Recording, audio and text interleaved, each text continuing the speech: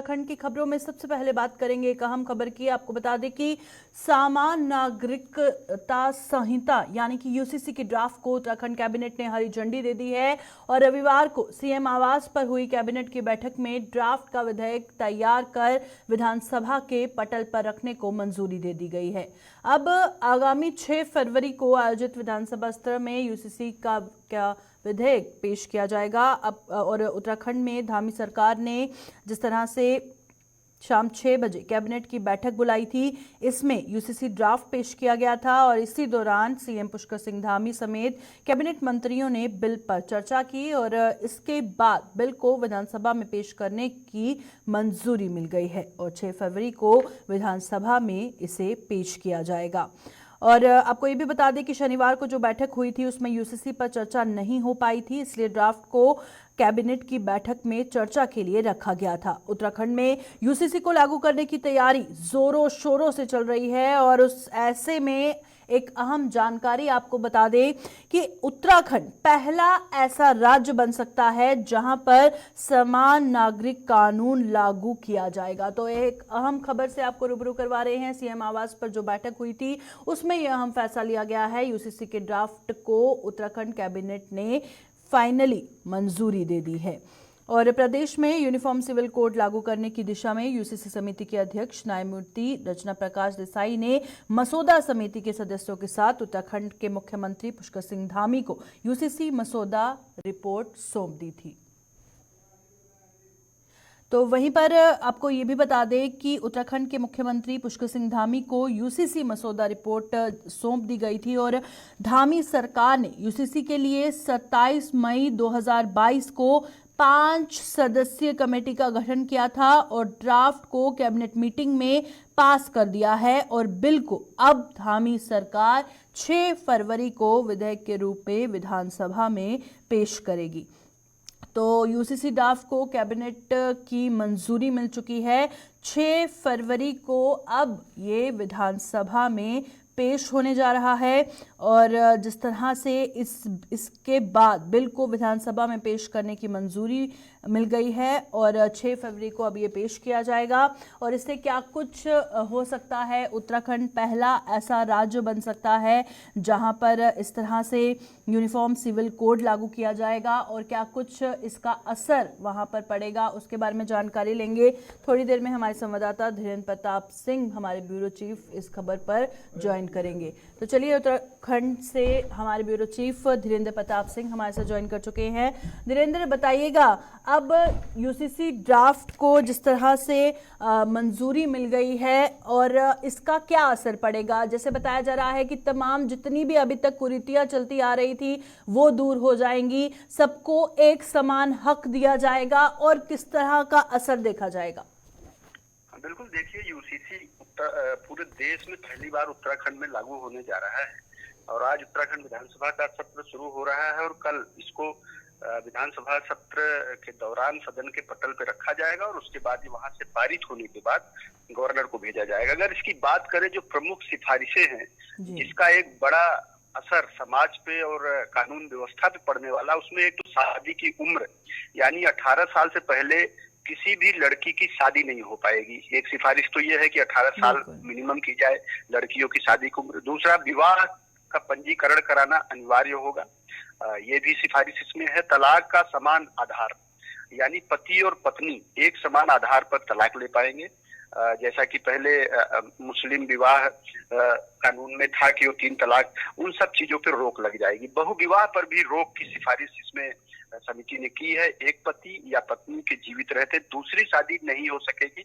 अगर यूसीसी लागू हो जाता है तो ये व्यवस्था भी समाप्त हो जाएगी। उत्तराधिकार की अगर बात करें तो उत्तराधिकार में लड़कियों को लड़कों के बराबर अधिकार होगा, यह इस सिफारिश में शामिल किया गया है। लिव इन, चूंकि आज के समाज की एक बड़ी समस्या है कि लोग लिव इन में रहते हैं और उनसे जो संतान पैदा होती है उसके अधिकारों को लेकर के बड़ी समस्या सामने आती है, उसका भी इसमें समाधान तलाशा गया है। लिव इन रिलेशनशिप का डिक्लेरेशन आवश्यक होगा, ये एक सेल्फ डिक्लेरेशन की तरह होगा और इस डिक्लेरेशन के बाद दोनों ही पक्षों को, यानी लड़की और लड़के को, अपने अभिभावकों को भी इसकी जानकारी देनी अनिवार्य होगी। एक बड़ी समस्या इसमें आ रही थी, जो जनजातियां हैं वो ये आशंका व्यक्त कर रही थी कि यूसीसी लागू होने के बाद उनके जो रीति रिवाज है उन पे बड़ा असर पड़ेगा। तो उसको सरकार ने, उसको इस समिति ने बहुत ध्यान से सुना था और अनुसूचित जनजाति के लोगों को यूसीसी की परिधि से बाहर रखा गया है। तो ये मोटा मोटा ये कुछ सिफारिशें ऐसी हैं जो कि आने वाले समय में कानून एवं व्यवस्था पे बड़ा असर डालेंगे, एक बड़ा बदलाव समाज में देखने को मिलेगा। चलिए, बहुत बहुत शुक्रिया हमारे साथ ज्वाइन करने के लिए। धीरेन्द्र हमारे साथ उत्तराखंड से जानकारी दे रहे थे कि अब जिस तरह से यूसीसी ड्राफ्ट को मंजूरी मिल गई है, किस तरह का असर देखा जाएगा। एक समान सबको हक मिलेगा। यूसीसी के ड्राफ्ट को उत्तराखंड कैबिनेट ने अब फाइनली मंजूरी दे दी है। एक अहम खबर जो उत्तराखंड की है, सीएम आवास पर बैठक जो हुई थी उसमें ये बड़ा और अहम फैसला लिया गया है।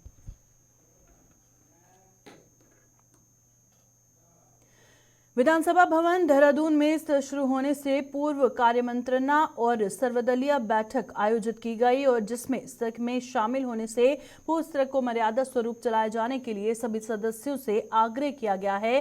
साथ ही सत्र में होने वाले तमाम मुद्दों पर चर्चा भी की गई है और लक्सर विधायक मोहम्मद शहजाद ने यूसीसी को पूर्ण तरह धर्म विरोधी बताया है। उन्होंने इस तरह में इस कानून का विरोध करने की चेतावनी भी बता दें। इस तरह विशेष रूप से उत्तराखंड में यूसीसी लागू करने के लिए बुलाया गया है। हालांकि स्तर से पूर्व ही विपक्षी पार्टियां यूसीसी का ड्राफ्ट ना मिल पाने के कारण विरोध करती नजर आ रही हैं।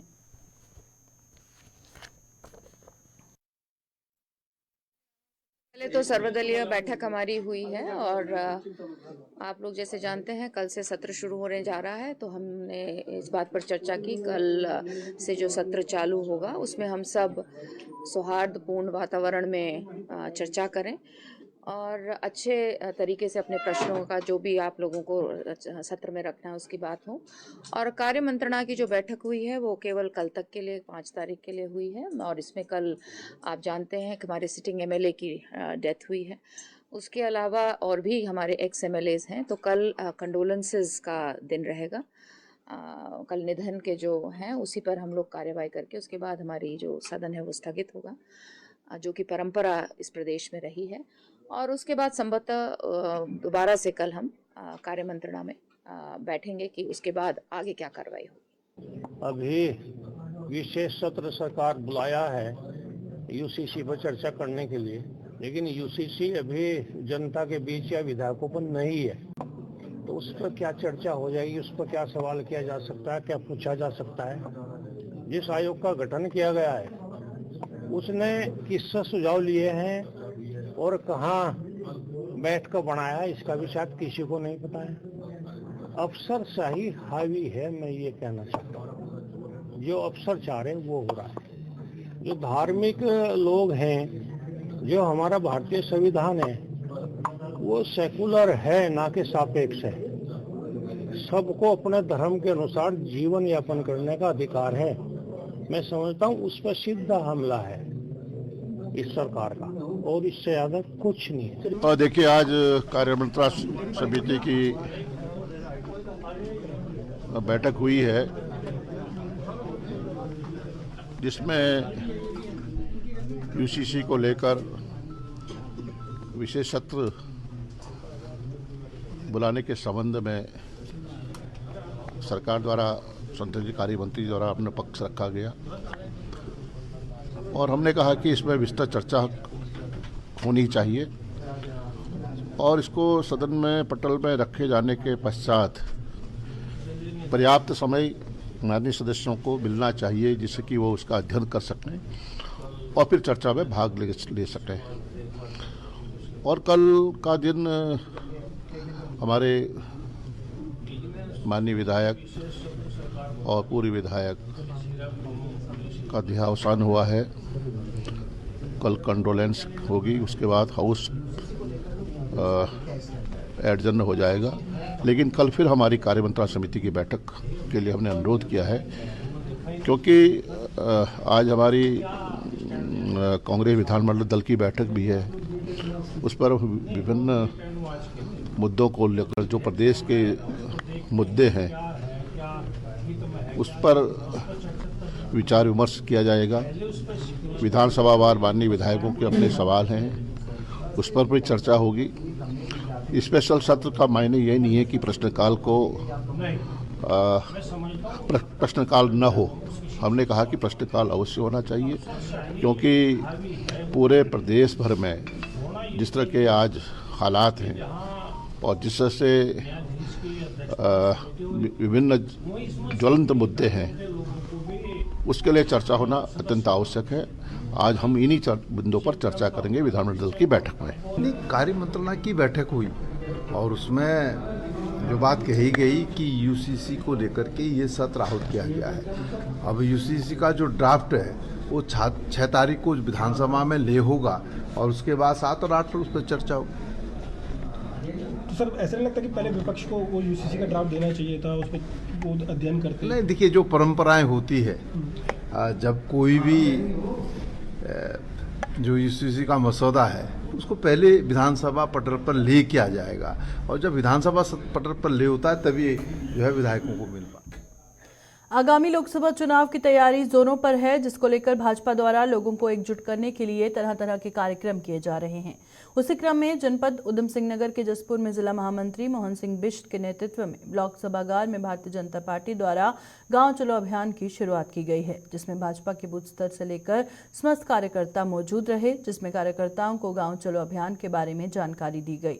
जिला महामंत्री मोहन सिंह बिष्ट ने बताया कि पूरे देश में गांव चलो अभियान के अंतर्गत कार्यकर्ताओं को विस्तारक के रूप में 24 घंटे के लिए 9 फरवरी से 11 फरवरी तक गांव में 24 घंटे गांव में ही प्रवास करना है, जिसमें कार्यकर्ता को प्रत्येक गांव में और वार्ड में भेजा जा रहा है। पूरे देश में गांव चलो अभियान के अंतर्गत कार्यकर्ताओं को विस्तारक के रूप में 24 घंटे के लिए 9 से 11 तारीख यानी फरवरी से 11 फरवरी तक गांव में ही प्रत्येक कार्यकर्ता को प्रवास करना है। ऐसी कार्यकर्ता तैयार करके प्रत्येक गांव प्रत्येक वार्ड में भेजने जा रही है, जिसका उद्देश्य मिशन 2024 है। क्या आगे भी इस तरह के कार्यक्रम लगातार जारी रहेंगे? भारतीय जनता पार्टी हमेशा चुनावी मोड में रहती है और हमेशा चुनाव के लिए तैयार रहती है। उसी के क्रम में ये कार्यक्रम लगातार हमारे चलते रहते हैं। ऐसा कोई विषय नहीं है कि चुनाव आ जाए तो अभी भारतीय जनता पार्टी इसकी तैयारी करेगी, अन्य दलों की तरह। गाँव चलो अभियान भारतीय जनता पार्टी ने कार्यक्रम का नाम दिया है और जिसके माध्यम से हम लोग गाँव पहुँचकर लोगों की समस्या और उनको जो सुविधाएं प्राप्त हुई हैं उनके बारे में जानकारी लेंगे और सभी तीर्थ स्थलों के दर्शन करने का हमारा एक कार्यक्रम है इस गांव चलो अभियान के तहत। साथ ही नए मतदाताओं को जागरूक करना और तो सरकार के द्वारा चलाई जा रही योजनाओं को जनता तक पहुंचाना, यही हमारा एक विशेष उद्देश्य है।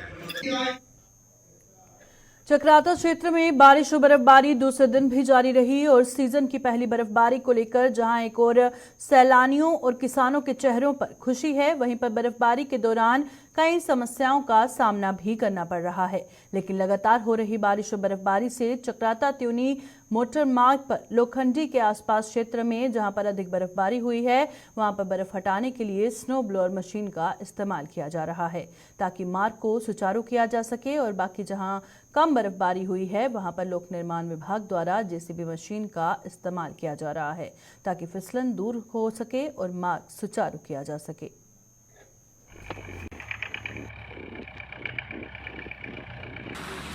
यहाँ पर काफ़ी मात्रा में टूरिस्ट आए हैं और 2024 की पहली बर्फबारी है और लोगों का यहाँ पे बड़ा उत्सुक और हमारे बागवानी क्षेत्र में भी काफ़ी इसका असर रहता है और हमारे जो जितने भी अपना छोटे उस पर कार्य कर रहे हैं उनके लिए बहुत ही अच्छा मैसेज है। और ये आज जो है ऊपर से बड़ी कृपा हुई है और स्नो पर मौसम की पहली बारिश व बर्फबारी ने एक और काश्तकारों को राहत दी है, तो वहीं ठंडक बढ़ने से लोग घरों में दुबकने को मजबूर हुए हैं। बीती 31 जनवरी को शाम से रुक रुक कर हो रही बारिश से काश्तकारों की सूखने की कगार पर पहुंच चुकी रबी की फसलों के लिए बारिश संजीवनी की तरह बरसी और साथ ही क्षेत्र के ऊंचाई वाले इलाकों में गंगी, गिनवाली, पिंसवाडू, चरबिटिया, हिंदाव, आरगढ़, वासर, गोनगढ़ सहित कई क्षेत्रों में जमकर बर्फबारी हुई है। इस मौसम में जनवरी माह तक बारिश न होने के कारण अधिकांश क्षेत्रों में जंगल दिसंबर से ही सुलगने शुरू हो गए थे और साथ ही फसलें भी सूखने की कगार पर थी। सबसे अधिक संकट जल स्रोतों पर मंडराने लगा था, लेकिन बारिश से लोगों को काफी राहत मिली है। वहीं पर पर्यटकों की आमद भी शुरू हो गई है।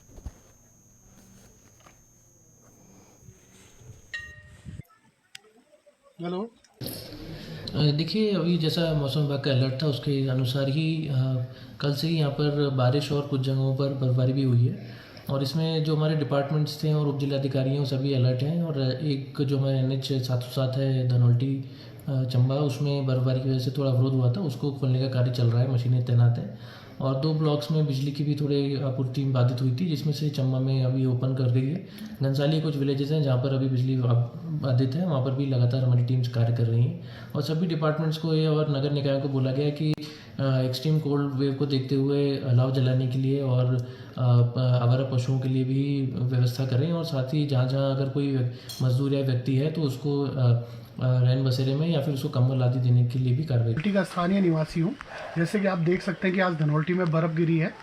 धनौल्टी में बर्फ़ गिरने से पर्यटन को बढ़ावा मिलेगा और साथ साथ किसानों को बहुत बड़ा फ़ायदा मिलेगा, क्योंकि बर्फ़ गिरने के बाद खेती बहुत अच्छी होती है और पर्यटन में भी बढ़ावा मिलता है। आज 2000 मीटर की ऊंचाई पर समस्त पहाड़ी क्षेत्रों में बर्फ़ गिरी है, जो किसानों के लिए और पर्यटन के लिए बहुत बड़ी सौगात है। और मैं कुदरत और ईश्वर का बहुत बहुत धन्यवाद। रामनगर के आसपास स्थित विभिन्न ग्रामीण क्षेत्रों में पिछले लंबे समय से बाघ का आतंक बना हुआ है, तो वहीं ग्रामीण जिम्मेदार अधिकारियों से वन्य जीवों के आतंक से निजात दिलाने की मांग को लेकर आंदोलन की राह पर हैं। पिछले कई दिनों से ग्राम सांवलदे, हाथीडगर, ढेला, मालदन, चोट के अलावा कई ग्रामीण इलाकों में बाघ की दहशत बनी हुई है। बाघ द्वारा कई लोगों को अपना शिकार भी बनाया जा चुका है। विभाग के अधिकारियों द्वारा हर बार बाघ को पकड़े जाने का आश्वासन देकर आंदोलन कर रहे ग्रामीणों के आक्रोश को शांत कर दिया जाता था, लेकिन अब ग्रामीणों ने संबंधित विभाग और सरकार के साथ ही स्थानीय जनप्रतिनिधियों के खिलाफ भी नाराजगी जताते हुए रविवार को ग्राम सांवलदे की मुख्य सड़क पर जाम लगाकर प्रदर्शन कर नारेबाजी की। अभी पूरा जो कॉर्पोरेट प्रशासन के निकम्मेपन के कारण पूरा जनजीवन अस्त व्यस्त हो रहा है, पर्यटकों को परेशानी हो रही है। और उनने अपने वायदे के अनुसार उनने 4 दिन का समय मांगा था, वो 4 दिन में भी बाघ को नहीं पकड़ पाए, आदमखोर बाघ को नहीं पकड़ पाए। और ये बड़ा दुर्भाग्य है कि इस संबंध में उन्होंने कोई विमर्श भी नहीं किया, कोई यहाँ पर बताने की कोशिश भी नहीं करी। डायरेक्टर नज़ारत हैं, डिप्टी डायरेक्टर नज़ारत हैं, जिनके कारण ये प्रॉब्लम पैदा हो रही है, समस्या विकराल होती जा रही है। अभी एसडीओ ने कालागढ़ ने बताया कि हम 2 दिन के अंदर अंदर बाघ को पकड़ लेंगे। पुलिस प्रशासन ने भी बताया, तो हम लोगों ने कहा हम 2 दिन के 3 दिन दे देते हैं, लेकिन क्या गारंटी है कि फिर आप 2-3 दिन में पकड़ लेंगे? 1 महीने से आप लगातार कर रहे हैं। तो यदि यहीं पर यही निर्णय हो रहा है सब लोगों का कि यदि 3 दिन के अंदर नहीं पकड़ेंगे तो हम लोग फिर बैठेंगे और ज़रूरत पड़ी तो कॉर्बेट पार्क के सारे जो गेट हैं, धनगढ़ी है, बिजरानी है, जितने भी गेट हैं वो सब करने को बाध्य होंगे। और इसके लिए केवल और केवल यहाँ का कॉर्बेट टाइगर रिजर्व का डायरेक्टर और यहाँ के डिप्टी डायरेक्टर जिम्मेदार होंगे। ये जो जिनके कारण ये पूरे क्षेत्र के अंदर अशांति फैल रही है, वो इसकी। देर रात कॉर्बेट पार्क से सटे हुए रामनगर वन प्रभाग के अंतर्गत पड़ने वाले कोटा रेंज के भंडार पानी क्षेत्र के पास दिल्ली से होटल की और पाटकोट भलोन की तरफ जा रहे पर्यटकों की कार पर हाथियों के झुंड ने भंडार पानी क्षेत्र पर हमला कर दिया, जिसमें कार में सवार टूरिस्टों में बहुत बड़ी मुश्किल से कार से बाहर निकलकर भागकर जान बचाई। और वहीं रेंज अधिकारी रमेश चंद्र ध्यानी के नेतृत्व में गश्त पर घूम रहे वन कर्मियों ने तुरंत ही मौके पर पहुंचकर मुश्किल हाथियों को जंगल की ओर खदेड़ा, जिससे एक हादसा होने से टल गया।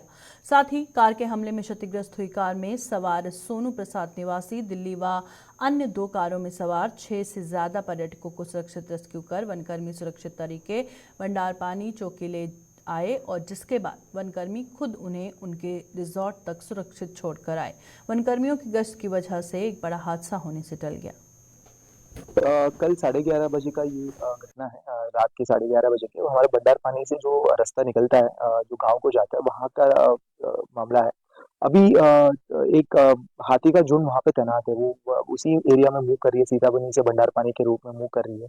तो कल ये एक घटना हुई कि एक टूरिस्ट का गाड़ी रात 11:30 बजे जा रही थी, तो वहां पे उसके ऊपर हमला हुआ। तो हमारा जो वन कर्मी है वो रात भर गश्त करते रहते हैं।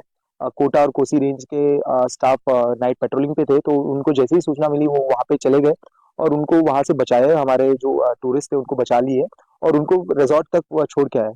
तो इसको देखते हुए अभी हम एक निर्देश भी निकाले हैं कि 6:30 बजे के बाद कोई भी गाड़ी वहां से नहीं निकलेगी। सारे रिजॉर्ट वालों से बात कर लिए हैं ताकि वो अपने गेस्ट को बता दे, और हमारे वहाँ के जो भी ग्राम प्रधान है उनसे भी बात कर लिए हैं कि 6:30 बजे के बाद अगर कुछ अनिवार्यता होता है तब तो हमारा स्टाफ वहीं पे है। अगर कुछ मेडिकल इमरजेंसी होगा तो हमारा स्टाफ उनके साथ चले जाएगा, बट अकेले कोई नहीं जाएगा 6:30 बजे के बाद, जब तक ये विधायक रायपुर उमेश शर्मा काऊ के जन्मदिन के शुभ अवसर पर वार्ड 67 मोहकमपुर में दिव्यांग सहायता कैंप लगाया गया, जिसमें लगभग 100 से अधिक लाभार्थियों को विकलांग उपकरण विधायक उमेश शर्मा काऊ के द्वारा प्रदान किए गए, जिसमें क्षेत्रीय पार्षद रविंद्र सिंह रावत द्वारा कंबल भी वितरण किए गए। और कार्यक्रम में मंडी समिति के पूर्व अध्यक्ष कुलदीप बटोला, पूर्व प्रदेश अध्यक्ष युवा मोर्चा सौरभ थपलियाल, पूर्व प्रधान मुकेश सुंदरियाल, कैप्टन मोहन सिंह नेगी, शिवपाल रावत व गणमान्य लोग आदि उपस्थित रहे। मैं सबसे पहले तो अपने मीडिया के साथियों का ही धन्यवाद करता हूं कि आप सबने मुझे शुभकामनाएं दी, और आप सबका आभार भी और धन्यवाद भी। दूसरा, आज जन्मदिन है, सुबह से आज कार्यक्रम ही चल रहे हैं। ये सब हमारे जो क्षेत्र के क्षेत्रवासी उनका प्यार है, और कहीं भंडारा है, कहीं कैंप है, कहीं और भी कई तरह के कार्यक्रम हैं। यहाँ के बाद और अभी शाम तक यही कार्यक्रम है। तो मैं निश्चित रूप से अपने क्षेत्र की जनता के इस प्यार के लिए उनका आभारी हूँ, और बहुत उनका अपने तय हृदय से स्वागत करता हूँ और उन्हें धन्यवाद देता हूँ। विकलांग का भी धन्यवाद करता हूँ। कई पार्षदों ने इस तरह के कार्यक्रम किए हुए हैं, और ये हमारे रवि भाई हैं और रविंद्र रावत, ये माजरी के अंदर आज विकलांग और शिविर के रूप में इन्होंने मेरे जन्मदिन को मनाया। मैं इनका भी आभार और धन्यवाद। रितु बहारी उत्तराखंड की पहली महिला मुख्य न्यायाधीश बनी हैं। राजभवन में एक शपथ ग्रहण समारोह का आयोजन किया गया, जिसमें राज्यपाल लेफ्टिनेंट जनरल गुरमीत सिंह ने न्यायमूर्ति रितु बहारी को पद एवं गोपनीयता की शपथ दी। शपथ ग्रहण समारोह में प्रदेश के मुख्यमंत्री पुष्कर सिंह धामी भी मुख्य रूप से मौजूद रहे। और आपको बता दें कि रितु बहारी पंजाब और हरियाणा हाईकोर्ट की वरिष्ठ न्यायाधीश और कार्यवाहक मुख्य न्यायाधीश भी रह चुकी हैं। That I will uphold the sovereignty and integrity of India, that I will duly and faithfully and to the best of my ability, knowledge and judgment perform the duties of my office without fear or favor, affection or ill will, and that I will uphold the Constitution and the laws. Haridwar स्थित BHEL की जमीन राज्य सरकार को दिए जाने की मुख्यमंत्री की मांग पर पूर्व मुख्यमंत्री और सीनियर कांग्रेस नेता हरीश रावत ने सवाल उठाया है। हरिद्वार पहुंचे हरीश रावत ने प्रेस कॉन्फ्रेंस करते हुए केंद्र और प्रदेश सरकार पर कई आरोप लगाए। और हरीश रावत ने कहा कि सुनियोजित ढंग से पब्लिक सेक्टर यूनिट को खत्म करने की कोशिश की जा रही है, इसलिए राज्य सरकार की नजर भेल की जमीन पर है। उन्होंने कहा कि पिछले दिनों इन्वेस्टर समिट का काफी हल्ला हुआ, लेकिन इन्वेस्टमेंट अभी तक धरातल पर उतरता हुआ नजर नहीं आ रहा। हरीश रावत ने हजारों BPL कार्ड धारकों के लिए भी आंदोलन करने की बात कही। इसके अलावा हरीश रावत ने UCC, महंगाई, बेरोजगारी और कानून व्यवस्था जैसे मुद्दों पर राज्य सरकार को घेरा। इस राज्य के अंदर करीब 3,000 से ज्यादा ही होंगे, जितने होंगे ऐसे कार्ड धारक हैं जिनके कार्ड बहुत समय पहले 4-5 साल 3 साल पहले ले लिए गए, और वो सब BPL के कार्ड धारक हैं और उनके कार्डों का पता ही नहीं है। वो पिलर टू पोस्ट जाने में है, कभी प्रधान जी के पास जा रहे हैं, कभी राशन इंस्पेक्टर के पास जा रहे हैं, कभी कहीं जा रहे हैं, उनको कोई पूछ ही नहीं रहा है। BHEL को नुकसान न पहुंचे, यदि BHEL की कीमत पर जो है हम कोई भी खिलवाड़ BHEL के साथ नहीं होने देंगे। तक कोई चीज धरातल पर तो कोई दिखाई नहीं दे रहा है। जब और 2018 में भी इसी तरीके का एक समिट हुआ था, जिसमें 1,25,000 करोड़ के इन्वेस्टमेंट आए थे, तो कहीं दिखाई नहीं दिए। अब ये जो 3.5 लाख करोड़ के इन्वेस्टमेंट हैं, ये भी कहाँ कहाँ हैं, आसमान में कहाँ कहाँ तैर रहे हैं, जरा आप देख लेंगे तो हम। उत्तराखंड के पूर्व मुख्यमंत्री हरीश रावत ने हरिद्वार का दौरा किया और इस दौरान मीडिया को संबोधित करते हुए हरीश रावत ने लाल कृष्ण आडवाणी को भारत रत्न दिए जाने पर अपनी प्रतिक्रिया दी। उन्होंने कहा कि लाल कृष्ण आडवाणी मोदी से राष्ट्रपति पद की उम्मीद लगाए बैठे थे, लेकिन भारत रत्न मिल गया। उन्होंने कहा कि अगली सरकार भाजपा के केंद्र में नहीं बनेगी और इसलिए लाल कृष्ण आडवाणी के साथ मुरली मनोहर जोशी को भी भारत रत्न देते तो अच्छी बात रहती। इस अवसर पर इंडिया गठबंधन से नीतीश के जाने के बाद पैदा स्थिति पर पूर्व मुख्यमंत्री हरीश रावत ने कहा कि सब ठीक हो जाएगा और नीतीश को तो अपने ऊपर मोहर लगानी थी। पलटू राम नंबर 1 की, इसलिए नीतीश को तो कुछ नहीं कहना चाहूँगा। और जहाँ तक ममता और अरविंद केजरीवाल की, तो वो हमारे गठबंधन के नेता हैं और वो साथ चलेंगे। पद की उम्मीद लगाए बैठे थे मोदी जी से, तो भारत रत्न मिल गया, लेकिन मुझको तो अपने पंडित जी की चिंता है, मुरली मनोहर जोशी जी की। अगले साल तो इनकी सरकार आएगी नहीं, तो इस साल उनके साथ साथ मुरली मनोहर जोशी जी को भी दे देते तो अच्छी बात थी। ये सब ठीक हो जाएंगे और नीतीश जी पर आपने अपने पर मोहर लगानी थी पलटू राम नंबर 1 की, वो मोहर उन्होंने लगवा ली। इससे नीतीश जी पर मैं कुछ नहीं कहना चाहूँगा। हाँ, जहाँ तक ममता जी केजरीवाल इत्यादि हैं, केजरीवाल जी हैं, ये हमारे गठबंधन के नेता हैं और साथ चलेंगे। अभी के बुलेटिन में फिलहाल इतना ही। दीजिए इजाजत। नमस्कार।